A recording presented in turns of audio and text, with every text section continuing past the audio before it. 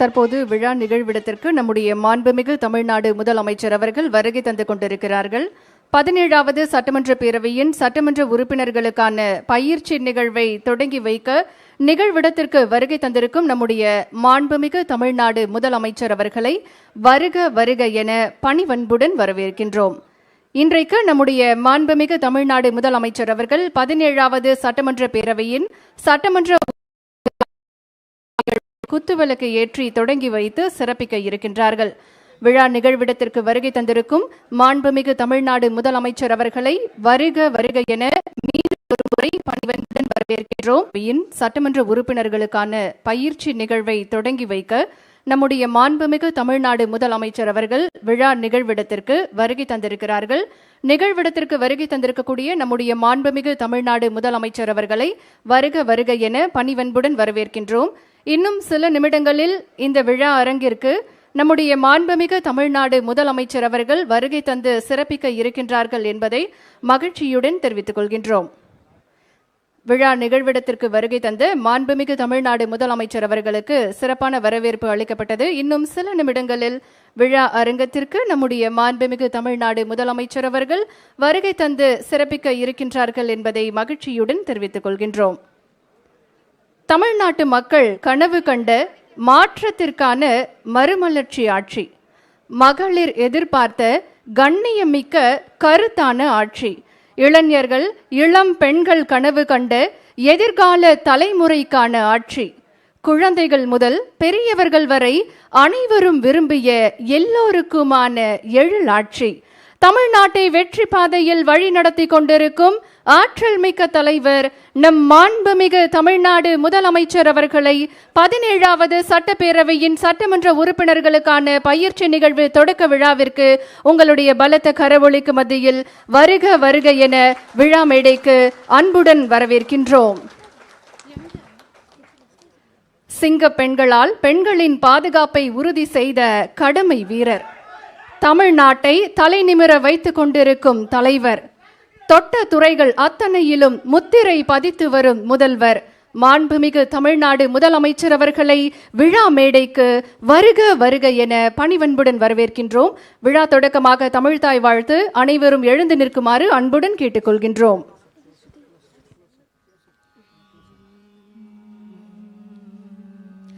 நீராறும் கடலுடுத்த நிலமடந்த கெழிலொழுகும்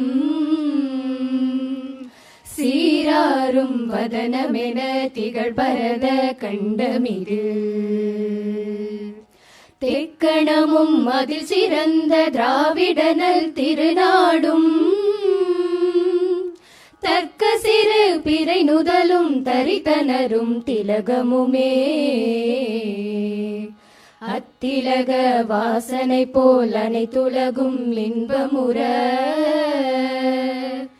எத்திசையும் புகழ் மணக்க இருந்த பெரும் தமிழனங்கே தமிழனங்கே உன் சீரிலமை திரும்பியந்து செயல் மறந்து வாழ்த்துதுமே வாழ்த்துதுமே வாழ்த்துதுமே. நன்றி. 17வது சட்டமன்ற பேரவையின் சட்டமன்ற உறுப்பினர்களுக்கான பயிற்சி தற்போது தொடங்கப்பட இருக்கின்றது. இந்த பயிற்சியை குத்துவிளக்கு ஏற்றி தொடங்கி வைத்து சிறப்பிக்குமாறு மாண்புமிகு தமிழ்நாடு முதலமைச்சர் அவர்களை பணிவன்புடன் கேட்டுக்கொள்கின்றோம்.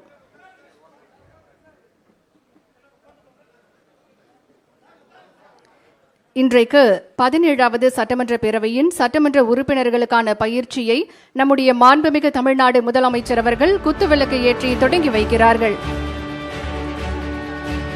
மேலும் மாண்புமிகு பேரவைத் தலைவர், மாண்புமிகு பேரவை முன்னவர், மாண்புமிகு துணைத் தலைவர் மற்றும் அரசு தலைமை கொறடா ஆகியோரையும் 17வது சட்டமன்ற பேரவையின் சட்டமன்ற உறுப்பினர்களுக்கான பயிற்சியை குத்துவிளக்கு பேரவை செயலாளர் அவர்களை வரவேற்புரையாற்ற அன்போடு அழைக்கின்றோம்.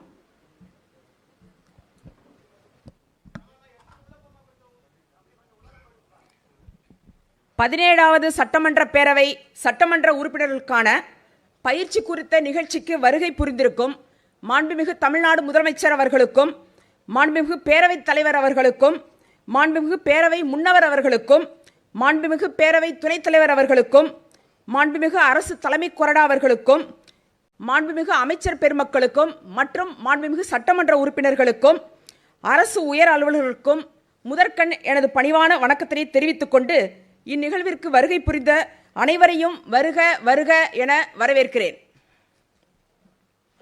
நன்றி அம்மா. இன்று நடைபெற்றுக் கொண்டிருக்கும் 17வது சட்டமன்ற பேரவையின் சட்டமன்ற உறுப்பினர்களுக்கான பயிற்சி நிகழ்வில் சட்டமன்ற உறுப்பினர்களுக்கான நடைமுறைகள் பற்றி அறிமுக உரையாற்ற மாண்புமிகு பேரவைத் தலைவர் அவர்களை அன்புடன் அழைக்கின்றோம்.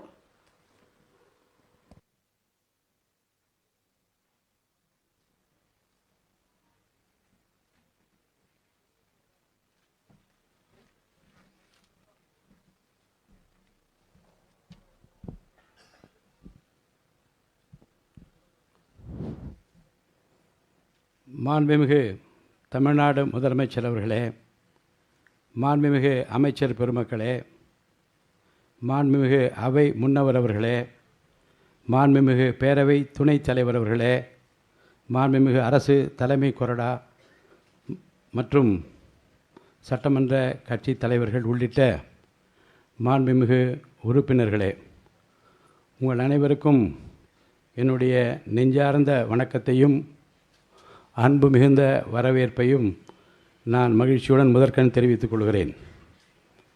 தற்போது அமைக்கப்பட்டுள்ள 17வது சட்டமன்ற பேரவைக்கு புதிதாக 146 சட்டமன்ற உறுப்பினர்கள் தேர்ந்தெடுக்கப்பட்டுள்ளனர். மிக முக்கியமாக எக்காலத்திலும் இல்லாத அளவிற்கு இப்பேரவையில் இளைஞர்கள் அதிகமாக இடம்பெற்றுள்ளீர்கள்.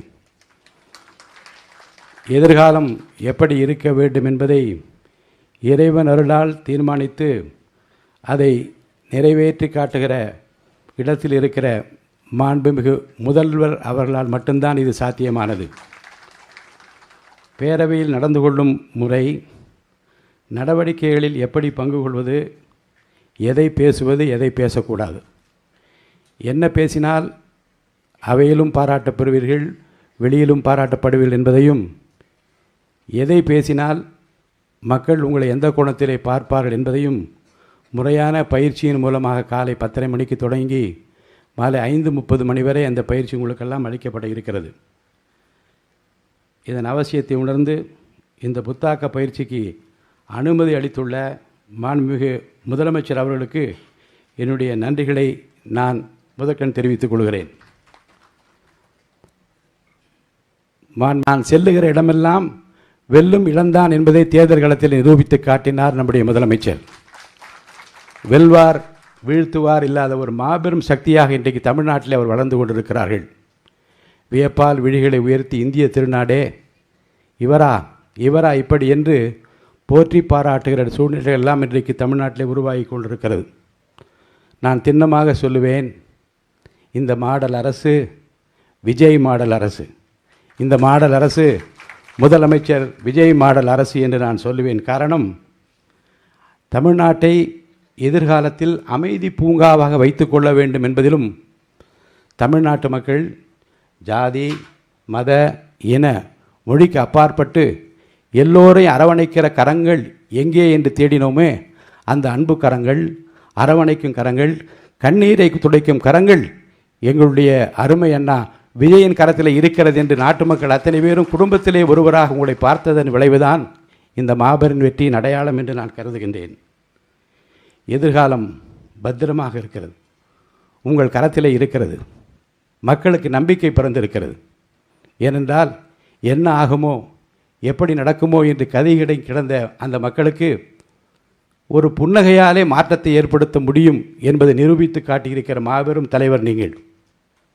தமிழக அரசியல் வரலாற்றில் ஒரு மாபெரும் வெற்றியை பெற்றது மட்டுமல்ல, வெற்றியை சட்டமன்றத்திலே நிரூபித்து காட்டுவதன் மூலமாக நாட்டு மக்களுக்கு உணர்த்தினீர்கள்.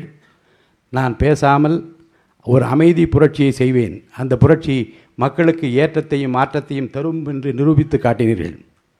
இன்றும் வியந்து போற்றி பாராட்டி கொண்டிருக்கிற பல திட்டங்களை இந்த தமிழகம் தந்திருக்கிறது. அந்த வரலாற்றை விரல் நுனியிலே வைத்திருக்கிறவர் நீங்கள். அதிகமாக பேச மாட்டீர்கள், ஆனால் செவிமடுத்து சொல்ல வந்தவர்கள் யார் என்பதையும், செய்ய வேண்டிய பணி என்பதையும் இறைவன் அருளால் உடனே செய்து முடிக்கிற ஆற்றல் உங்களிடம் மட்டும்தான் இருக்கிறது என்பதை தமிழ்நாட்டு மக்கள் இந்த 40 நாட்களிலே உணர்ந்திருப்பார்கள். இந்த அவையின் மாண்பினை போற்றி காப்பது அரசின் கடமை. எதிர்க்கட்சிகளுக்கு அந்த கடமை பெரிதாக இருக்கிறது. வரும் நாட்களில் சட்டப்பேரவையில் நீங்கள் எப்படி நடந்து கொள்ள வேண்டும், எதிர்க்கட்சியாக இருந்தாலும் சரி ஆளுங்கட்சியாக அனைவரையும் அழைத்திருக்கிறோம். எல்லோரும் வாருங்கள் என்று அழைப்பு விடுத்திருக்கிறோம். ஏற்கனவே இருந்தவர்களுக்கும் அது தேவை, புதிதாக வந்தவர்களுக்கும் அது தேவை. அந்த தேவை உணர்ந்துதான் 2 நாட்களும் இந்த சிறப்பு பயிற்சி முகாமை மாண்புமிகு முதல்வர் தன்னுடைய திருக்கரத்தாலே குத்துவிளக்கேற்றி துவக்கி வைத்திருக்கிறார்கள். என்னுடைய நினைவுகளெல்லாம் 80ஆம் ஆண்டு சட்டமன்ற பேரவைக்குள் நுழைந்தபோது கன்னி பேச்சிலே யாரும் குறுக்கிட மாட்டார்கள். நம்முடைய மாண்புமிகு உறுப்பினர்கள் முதலில் எழுந்து பேசுகிற போது அது முதல் கழகத்தின் அடித்தளமே அண்ணா தானே, அண்ணா சிலை வைக்கக்கூடாது என்று ஒருவர் பேசுவதா என்று சபையிலே சலசலப்பு ஏற்பட்டாலும் கன்னி பேச்சு என்ற காரணத்தில் யாரும் குறுக்கிடவில்லை. மாலையிலே புரட்சி தலைவர் சொல்லி சொல்லுகிறார்கள். அவர் சொன்னார், அண்ணா சிலையும் வையுங்கள், தொழிற்சாலைகள் ஏற்படுத்துங்கள் என்று சொல்லியிருக்கலாம். ஆனாலும் கூட அவர் சொல்வதில் எவ்வளவு பெரிய நியாயம் இருக்கிறது என்பதை பாருங்கள். எதிர்காலத்தில் நம்முடைய இளைஞர்கள் நம்மவர்கள் தொழில் தொடங்க வேண்டும், அனைவருக்கும் வேலை கிடைக்க வேண்டும் என்கின்ற அந்த கோணத்தில் அவர் பேசியதாக எடுத்துக்கொள்ளலாம் என்று அவர் சொன்னார். இதை நான் சொல்வதற்கு காரணம், புதிய கோணத்திலே உங்கள் உள்ளத்தில் என்ன தோன்றுகிறதோ தயங்காமல் சொல்லுங்கள். ஏனென்றால் நாட்டு மக்கள் நம்மிடமிருந்து நிறைய எதிர்பார்க்கிறார்கள். வாக்களித்த பெருமக்கள் கொஞ்சத்தில் இல்லை, கிள்ளி கொடுங்கள் என்று நாம் கேட்டால் அள்ளி கொடுத்து விட்டார்கள். அவருக்காக அள்ளி கொடுத்திருக்க அந்த வாக்கினுடைய மதிப்பு என்ன என்றால், நீங்கள் என்ன எனக்காக என்ன செய்ய போகின்ற நாடை எதிர்பார்த்து கொண்டிருக்கிறது. இந்த அவையின் மூலமாக நீங்கள் ஒலிக்கிற குரல் தான் இந்த அரசுக்கும் தமிழ்நாட்டு மக்களுக்கும் பெருமை சேர்க்கிற ஒரு குரலாக இருக்கும். அந்த வகையில் தயங்காமல் சொல்லுங்கள், எதை எப்படி சொல்ல வேண்டும், எதை சொல்ல வேண்டும், எதை சொல்லக்கூடாது என்று பயிற்றுவிப்பதற்காக பல வல்லுநர்கள் இங்கே வந்திருக்கிறார்கள்.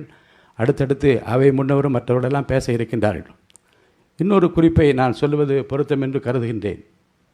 சட்டப்பேரவையில் சபாநாயகர் ஆசனத்தில் போய் உட்கார்ந்து ஆர்ப்பாட்டம் செய்தவர்களும் இருக்கிறார்கள். சபையை நடத்த விடாமல் பல்வேறு காலகட்டங்களிலே சிரமம் கொடுத்தவர்களும் சிக்கலை ஏற்படுத்தியவர்களும் இருக்கின்றார்கள். அந்த வரலாற்றையெல்லாம் நீங்கள் நூலகத்தில் சென்று படிக்க வேண்டும் என்று கேட்டுக்கொள்கிறேன். பழைய வரலாற்றை இன்றைக்கி புரட்டி பார்க்க வேண்டும்.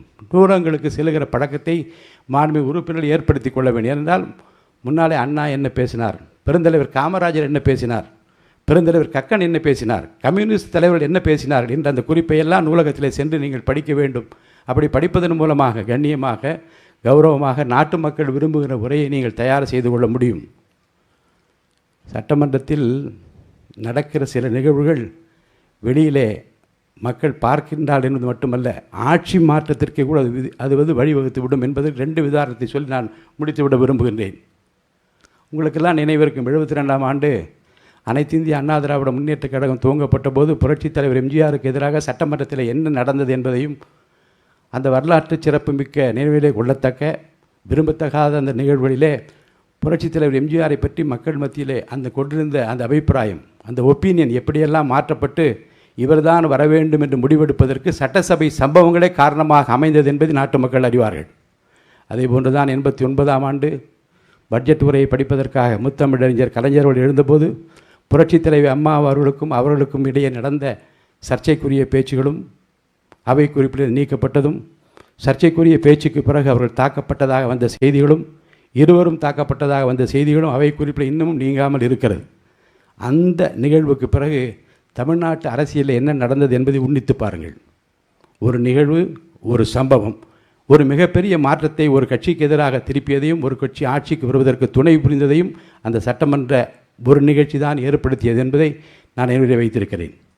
அதே போன்று தான் பின்னாளிலே பல எதிர்க்கட்சிகள் தாங்கள் ஆற்ற வேண்டிய பணிகளை விடுத்துவிட்டு வேறு கோணங்களிலே தங்கள் திசை திருப்பி கொண்ட காரணத்தினாலே அந்த கட்சிகளுக்கு பொதுமக்கள் மத்தியில் ஏற்பட்ட இழப்புகளுக்கும் கூட இந்த சட்டமன்ற பேரவையுடைய நடவடிக்கைகள் காரணமாக இருந்தது என்பதையும் நான் அறிந்திருக்கிறேன். உங்களை பொறுத்த வரைக்கும் சார்ந்திருப்பது அனைத்து கட்சிகளை சேர்ந்தவர்கள் அழைத்திருக்கிறோம், எல்லோரும் வந்திருப்பீர்கள் என்று நான் நம்புகின்றேன். உங்கள் கட்சியினுடைய கொள்கை கோட்பாடு நிலைநிறுத்தப்பட வேண்டும் என்றால், அரசு கொண்டிருக்கிற கொள்கைகள் திட்டங்கள் நிறைவேற வேண்டும் என்றால், சபையினுடைய கண்ணியத்தையும் கௌரவத்தையும் காப்பாற்ற வேண்டிய மிகப்பெரிய பொறுப்பும் கடமையும் உங்களுக்குத்தான் இருக்கிறது. உங்களைத்தான் இந்த நாடு எதிர்பார்க்கிறது. இந்த நாடு நிறைவேற்றுகிற இந்த அவை நிறைவேற்றுகிற சட்டங்கள் தான் எதிர்காலத்தை தீர்மானிக்கப் போகிறது. நம்மை பொறுத்த வரைக்கும் நாம் நம்முடைய முதல்வர் கையிலே பத்திரமாக இருக்கிறோம். நாம் நம்மை பொறுத்த வரைக்கும் நம்மை, இந்த அவையை, நாட்டை அவர்கள் கையிலே இறைவன் ஒப்படைத்திருக்கிறார். நாம் பத்திரமாக இருக்கின்றோம். அமைதி பூங்காவாக தமிழ்நாட்டை பார்த்து கொள்கிற பொறுப்பில் அவர் இருக்கிறார். அவர் எப்போதும் சொல்வார், கான்ஃபிடண்ட்டாக இருங்கள் என்று சொல்வார்கள். நாம் கான்ஃபிடண்ட்டாக இருக்கிறோம் என்றால் அதற்கு காரணம் அவர் தந்திருக்கிற அந்த புன்னையோடு சொல்லியிருக்கிற வார்த்தைகள் தான் என்று சொல்லி அவரை நான் வருக வருக வருக என்று வரவேற்கின்றேன். வழிகாட்டுங்கள். உங்கள் வழி இந்த அவை நடப்பதற்கு, நாட்டு மக்களுக்கு நல்லது செய்வதற்கு இந்த அவை உறுப்பில் அத்தனை பேரும் காத்திருக்கிறோம் என்று சொல்லி அவரை வரவேற்று மாண்புமிகு அமைச்சர் பெருமக்களையும், முன்னவரையும், துணைத் தலைவரையும், கொறடாவையும் மற்றும் அனைத்து மாண்புமிகு உறுப்பினரையும் வருக வருக என்று சிறந்தாழ்த்தி வரவேற்று அமைகின்றேன். நன்றி, வணக்கம். மிக்க நன்றி ஐயா. இன்றைக்கு 17வது சட்டமன்ற பேரவையின் சட்டமன்ற உறுப்பினர்களுக்கான பயிற்சியை குத்துவிளக்கு ஏற்றி தொடங்கி வைத்து சிறப்பித்த மாண்புமிகு தமிழ்நாடு முதலமைச்சர் அவர்களுக்கு மீண்டும் ஒரு முறை மனமார்ந்த நன்றிகளை தெரிவித்துக் கொள்கின்றோம். தற்போது மாண்புமிகு தமிழ்நாடு முதலமைச்சர் அவர்கள் மேடையிலிருந்து புறப்பட்டு செல்கிறார்கள்.